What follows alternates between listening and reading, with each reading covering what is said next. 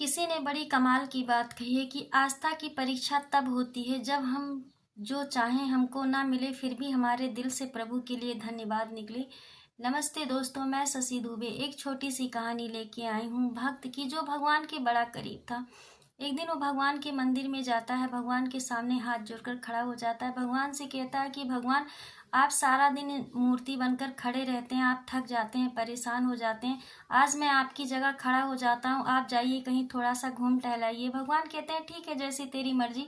भगवान कहते हैं लेकिन एक मेरा शर्त है। भक्त बोलता है बोलिए प्रभु, कौन सी शर्त है। भगवान कहते हैं आज मंदिर में जितने लोग आएंगे, तुम्हें उनसे ना कुछ कहना है ना तुम्हें कुछ करना है, सिर्फ उनको सुनना है, उनको देखते रहना है। भक्त बोलता है ठीक है प्रभु, नहीं बोलेंगे कुछ।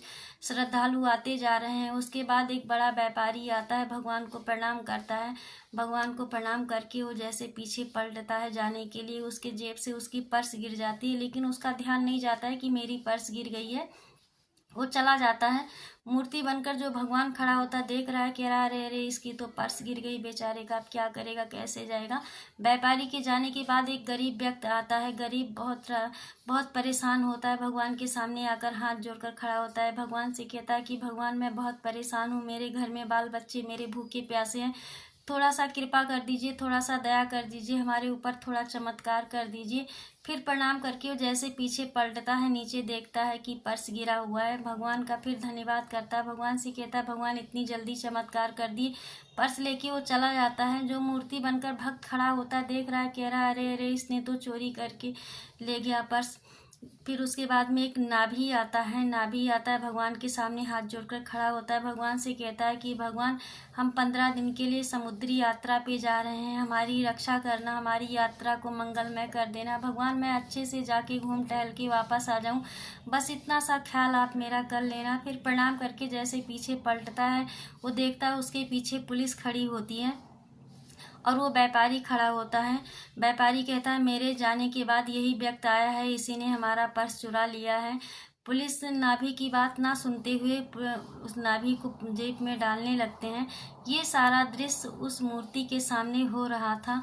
उससे बर्दाश्त नहीं हुआ, मूर्ति फूटकर बाहर आ गया। कह रहा रुको रुको, इसने कोई चोरी नहीं किया है, आपके जाने के बाद एक गरीब व्यक्ति आया हुआ था, आपका पर्स वही चुरा के ले गया है, इस बेचारे को छोड़े तो निर्दोष है। नाभि को छोड़ दिया जाता है। उस गरीब व्यक्ति के घर जाते हैं, पुलिस वाले उसको पकड़ के ले जाते हैं। शाम हुई, शर्त के मुताबिक भगवान जी आए, भगवान अपनी जगह पे विराजमान हो गए, भक्त अपनी जगह पे आ गया। भक्त बड़ा प्रसन्न था, भगवान से कह रहा है भगवान आज ऐसा ऐसा हुआ है। भगवान ने कहा अरे अरे अरे तुमने सब कुछ गड़बड़ कर दिया, सब कुछ खत्म कर दिया। भक्त बोल रहे हैं ऐसा प्रभु क्या मैंने कर दिया है। भगवान कहते हैं कि मैंने सबके लिए प्लान बना के रखा है, सबके लिए योजना बना के रखी है।